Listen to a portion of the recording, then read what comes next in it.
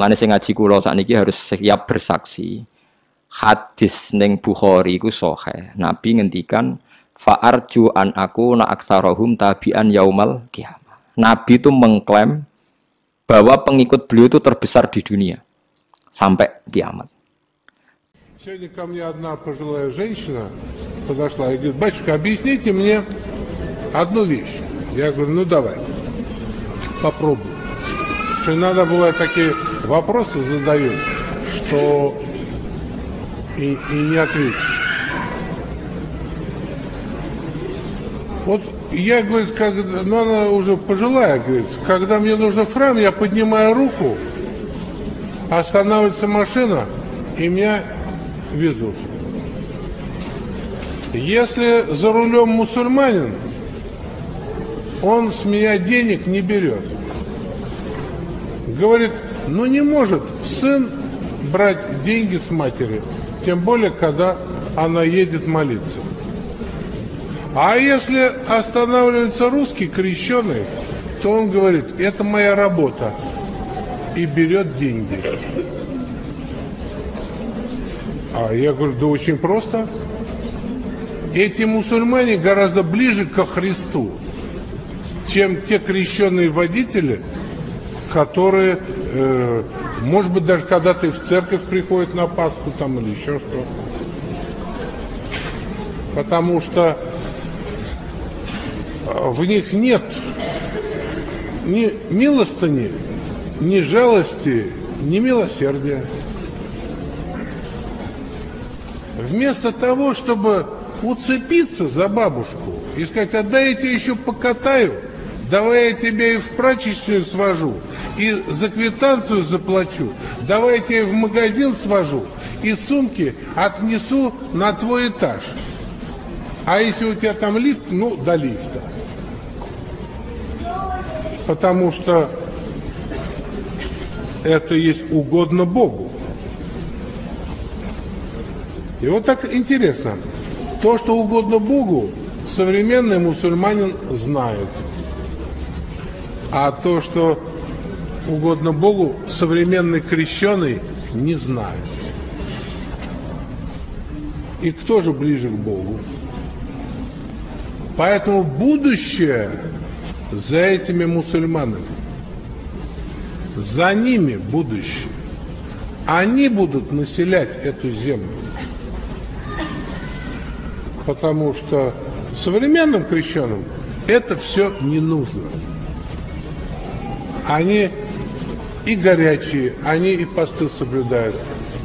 Когда их праздник, люди боятся даже в этот квартал заходить, потому что десятки тысяч молодых мужчин стоят на коленях и молятся Богу. Где вы видели столько православных мужиков?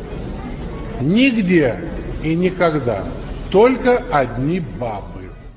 Assalamualaikum warahmatullahi wabarakatuh. Selamat datang di Santri RJ. Dmitri Smirnov, seorang imam besar Katolik Ortodok, menggemparkan ratusan jemaat dengan sebuah khutbah. Dalam khutbahnya, Dmitri Smirnov mengatakan bahwa masa depan Rusia akan menjadi milik pemeluk Islam. Saksikanlah jutaan umat manusia yang beribadah dengan sangat teratur dalam satu waktu dan tempat. Mereka menempati saf mereka masing-masing dan hal itu tidak perlu diajarkan. Mereka berbaris dengan tertib tanpa harus diperintahkan. Lalu di mana kalian melihat penganut agama Kristen di seluruh dunia bisa beribadah bersama? Dan hal itu tidak sama sekali tidak ada dalam Kristen. Kalian tidak akan pernah melihatnya, ujar imam besar Katolik Ortodok di depan ratusan ribu jemaatnya. Lihatlah mereka, kaum muslimin kerap membantu dengan sukarela tanpa berharap imbalan, tapi pemeluk Kristen malah sebaliknya. Kalian tanyakan pada wanita tua itu, katanya sambil menunjuk wanita lumpuh yang berada di gerejanya seperti diberitakan Wall Bulletin News Rusia. Sang imam besar Katolik Ortodok itu mengatakan bahwa wanita tua itu mengaku setiap kali ke gereja di Moskow. Wanita itu kerap mendapat jasa transportasi dari seorang pengemudi muslim. Pengemudi muslim itu selalu menolak tiap kali wanita tua itu ingin memberi bayaran atas jasanya. Menakjubkannya, pengemudi muslim itu beralasan bahwa Islam melarang untuk mengambil upah pada wanita lansia, jompo, duafa, dan anak-anak yatim di berbagai panti dan yayasan. Dmitri Smirnov telah membuktikan bahwa Islam mewajibkan umatnya untuk menghormati orang tua, terlebih lagi orang tua yang tak berdaya. Ia bahkan mengakui bahwa pribadi pengemudi muslim tersebut tidak dapat ditemukan pada pemeluk Kristen yang mengajarkan kasih. Seorang muslim justru lebih dekat dengan sang Mesias, tapi orang Kristen hanya ingin uang. Apakah kalian tidak merasakan bagaimana dalam prosesi penebusan dosa siapa saja harus membayar pada pendetamu, entah itu miskin atau manula, wajib memaharkannya sebagai ritual pengampunan dosa, ungkap Dmitri yang seketika membuat ratusan jemaat yang mengikuti misa imam besar Katolik itu terdiam dan merenung. Dia mengatakan seorang muslim tidak tertarik untuk mengambil upah pada orang-orang lansia. Mereka begitu ikhlas dengan sukarela membawakan barang-barang serta belanjaan wanita tua sampai sang wanita tua itu hendak berdoa ke gereja. Bahkan kata dia, sang pengemudi muslim setia untuk mengantar jemput wanita tua itu. Inilah kenapa saya mengatakan masa depan Rusia akan menjadi mayoritas pemeluk agama Islam dan negeri ini akan menjadi negara Islam. Lanjutnya dalam khutbah, menurutnya tuduhan teroris yang kerap dialamatkan kepada agama Islam hanyalah isu belaka, sebab kata dia kenyataannya umat Islam sangat mengedepankan etika dan kesopanan. Di depan jemaatnya, Dmitri mengakui bahwa meski umat Islam difitnah sebagai teroris, tapi populasi jumlah manusia yang berbondong-bondong memeluk agama Islam di Eropa dan Rusia makin ramai berdatangan ke masjid untuk memeluk Islam. Karena mu'alaf tahu betul bahwa Islam tidak sekejam yang dunia tuduhkan. Lanjutnya, Dmitri melanjutkan bahwa sekarang dan selamanya masa depan Rusia akan menjadi milik umat Islam, mengingat populasi muslim di Rusia sudah mencapai 23 juta, sementara pemeluk Kristen mengalami penurunan hingga 18 juta, sedangkan sisanya masih menganut komunis. Ini sebuah fakta bahwa Islam sekarang menjadi agama terbesar di Rusia, ungkapnya. Kemudian sang pendeta mengakhiri khutbahnya dan turun dari mimbar dengan berurai air mata sambil meninggalkan jemaatnya yang masih terpaku dan haru. Mereka tak pernah menyangka seorang imam besar Katolik Ortodok bisa mengagungkan orang muslim. Sebagian jemaat ada yang menangis menyadari bahwa ajaran Islam ternyata berbudi luhur dan Islam tidak layak disebut teroris. Wallahu a'lam bishawab. Paham ya? Lah ini penting kalau aturakan. Terus wong kudu ro. Lah, dalam hal ini Nabi paling sial Nabi Isa.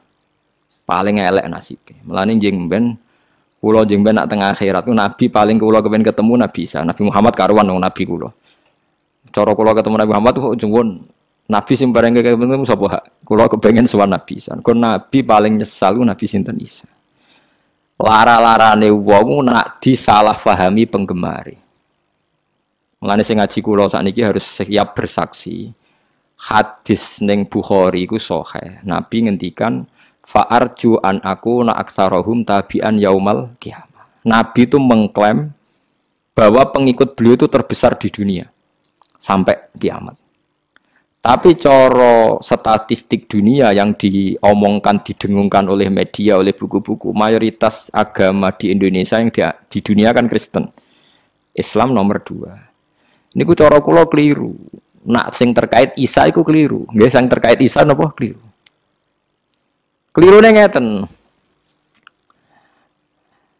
Nabi Isa itu cara jenengan nabi mboten? Nabi kan. Wong bener napa wong salah? Wong bener. Artinya ketika Isa diposisikan sebagai Tuhan, Nabi Isa membenarkan ndak? Mboten kan? Mengeluh kan, kecewa kan? Jadi penggemarnya Isa menyalahpahami Isa. Artinya Nabi Isa kecewa gak ambek penggemarnya? Kecewa. Nak ngono mereka itu pengikut Isa apa ndak? Ndak kan? Berarti misalnya wong Kristen jumlahnya sak donya sak miliar lah, iku hakikate ra pengikut Isa. Ndak semua. Islam senajan ana sing fasik, ana sing malik, ana sing preman, ana sing korupsi, tiap salat, tiap zakat, pokoknya tiap Islam itu hakikate pengikut Nabi Muhammad. Berarti akeh endi? akeh Kanjeng Nabi Muhammad sallallahu alaihi wasallam. Malah cara aku Isa ora di pengikut mergo sing darani anu dekne salah. Lho iya tong darani Isa ibnu Wara. Lha iku pentinge ngaji nggih sedekah Rasulullah ketika ngendikan fa'arju an aku na aktsarahum tabi'an yaumal qiyamah. Mergo anggere pengikute akeh ning kiamat berarti ning donya ya paling akeh. Mergo iso anut nabi ning akhirat kan bergantung status dekne ning donya dianggap pengikut. Lane jenengan sing syukur meskipun jenengan fasik sithik-sithik ngeten iki pengikute Kanjeng Nabi. Mergo la ilaha illallah Muhammadur Rasulullah. Wis. Dieling-eling. Lane Nabi Isa ku nabi paling susah. Dadi wis dadi nabi suwi berjuang. Soben sing diaudit pangeran. Isqala Allahu ya Isa bin Maryam, a anta qulta linnas ittakhiduni wa ummiya ilahaini min dunillah. A anta qulta linnas ittakhiduni wa ummiya ilahaini min dunillah. Dawuhe pangeran. Kowe kok nganti disembah iku piye salus-salus. Kowe tak dadekno nabi ben wong nyembah aku kok malah wong nyembah kowe. Jangan-jangan kowe dhewe sing duwe ajaran ngono. Tangisan kan Nabi Isa. Terus Nabi Isa ngendikan qala subhanaka ma yakunu li an aqula ma laysa li napa bihaq. In kuntu qultuhu faqad alimta. Ta'lamu ma fi nafsi wa la a'lamu ma fi nafsi. Mboten Gusti kula mboten nate muni ngoten. Wong sak donya tak akan nyembah jenengan. Ma qultu lahum ila ma amartani bi ani butuh wa rabbi warba. Mumpun kok tak nyembah jenengan duka kok malah nyembah kula. Nah ini penting kula aturaken. Terus kadang kita iku ora butuh kualitas, tapi mau jumlah butuh napa kuantitas. Sebuah niati sholawatane piye tapi calon presiden loro maca sholawat kabeh wis keben pokoke maca napa sholawat ki ora usah kecewa. Senengane kok jaga napa kualitas. Penting nabine cek nabi sinten Muhammad. Lane wong nak ngalim, iku sing tahke. Aja saleh tok. Nak saleh iku senengane jaga kualitas. Nak wong alim ora, mulane wong alim ku rondok pro fasik sithik-sithik perkara ndekne butuh kuantitas. Ndekne duwe perhitungan. Lho kula bayangno nggih, kula bayangno teng donya kula bayangno. Umpama ana ning Indonesia wonge 1 juta. Sing 100.000 alim kabeh, saleh kabeh. Sing 900 Islami Ahmadiyah. Otomatis tetap logika Ahmadiyah lebih mapan karena didukung mayoritas. Hujah itu tidak ada gunanya di depan mayoritas. Niku hebatnya Kanjeng Nabi ngendikan tanakahu tanasalu takasaru wa fi riwayatin mergo fa inni mubahin bikumul umam. Kena suwani kawin anak menang akeh. Mane kiai-kiai kajen kiai kudus anak do 9 11 13 niku akeh-akeh. Kula de kanca Gus dijek 6, anake wis 9. Tak tahu ini cek nomor songo jimen pinter Gus duko Gus kados iku kathah. Saniki ini lu umure sik sak kula anake pun songo. Urip kabeh. Jare tak takoki, wayah iku Gus, masalahe keberatan. Jane wayah ora anak akeh lho Gus. Jebule babon sita tak gebut yo. Lah teori kene iki ditentang mbek wong kabeh ya ditentang negara, ditentang ekonomi. Ditentang nopo ekonomi. Saniki kiai-kiai alim nggih mulai fatwa cung anak loro wae cung yo ketok kok abot urip. Kula lah rencana anak nggih nak sak kula nggih papat tiba-tiba kata-kata nggih papat napa 6 lah. Ketoke nak minat 9 niku nggih kula dereng denya. Tapi kok ana ilmune. Bali maksudnya kula crita niku ya ana napa ilmune. Dadi mayoritas iku penting. Kula nate diceritani wong alim sing tahqiq. Niki perlu kula aturaken kula tabaruk mbek Ramadan. Islam teng Thailand mbek teng Indonesia iku bareng. Karena semua Selat Malaka niku Islame bareng. Ya ana Thailand, ana Indonesia bareng-bareng. Tapi Islam Indonesia iku diistihati ulama sehingga ketika era Wali Songo anyaran duwe pengaruh, iku Wali Songo wis istihad gawe Demak Bintoro dadi kerajaan napa Islam. Sehingga kuat. Mergo di tradisi gawe negara. Meskipun ana konflik internal era Putu. Era Putu wis Pangeran Trenggono tukaran macam-macam terus Arya Penangsang Sutawijaya mbok. Tukarane padha Islame, padha rajane tetep apik. Ku angger minggat nggih kerajaan ning Yogya, minggat meneh ning Jipang Panolan, kok minggat meneh, minggat dadi raja, tengok-tengok ya dadi napa raja. Tapi nak wong zuhud ora, ning dinti ku mau klunak-klunuk ngenteni mati, klunak-klunuk ngenteni mati. Ngerti-ngerti ya wis bar wong liya sing duwe negara. Ngerti-ngerti negara wae wong liya. Lah saiki Islam teng Thailand niku mulai belajar kalian Indonesia. Karena Indonesia cepet, mergo ulama-ulama duwe ijtihad nang cepet mayoritas, nang cepet nguasai negara. Ngene iki aja kaget kena apa kiai alim Indonesia kok politik kabeh. Mbah Hasyim dia anak Gus Wahid menteri agama, dia anak Gus Dur wis napa presiden. Sakniki ora ana wakil bupati gubernur ora Gus. Riyen wakil bupati Tuban kakak Rembang kakak kula.